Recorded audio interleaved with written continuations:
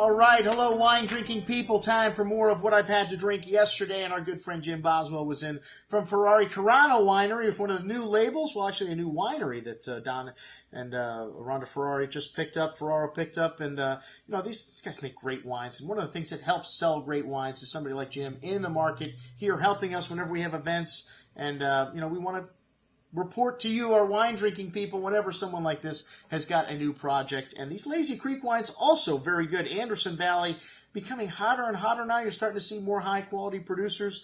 Well, ever since Louis Roederer moved in with Roederer Estate, you know, the value of the land has quadrupled, and you're starting to see a lot more people take interest in Mendocino, Anderson Valley, the areas north of Sonoma and Napa. Anyways, this Lazy Creek wine is one of the oldest wineries in Anderson Valley, and well, they bought it about 5 years ago. The Caranos did, and they had about 90 acres planted there, or they have about 90 acres planted now. There's about 40 when they bought it, and I think Gewürztraminer, something they do well in Anderson Valley.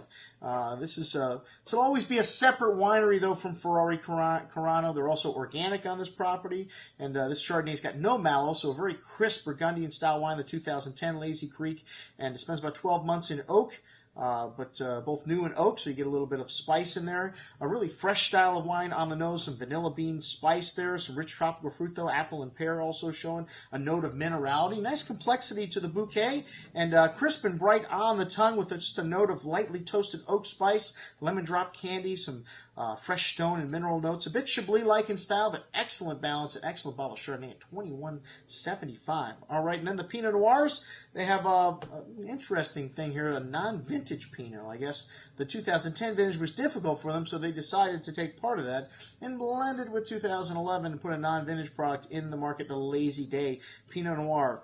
Kind of an interesting concept. You know, hopefully if it's a one-off thing, I don't like the one-off things. I'd rather, you know, have them, you know, label it with another label, private label it off or something like that. We hate to get going on something and them never make it again. Anyways, it's a light and easy drinking style of Pinot Noir, some strawberry and pomegranate fruit, a hint of cola, spice, a hint of earth there as well. A good little wine at $14.75, but an oddity in the Pinot Noir world, a non-vintage wine. All right, the 2010 Anderson Valley Pinot, which I guess there was enough fruit to make a Anderson Valley Pinot this year. Sarah Quitter is making the wine along with Christy Ackerman.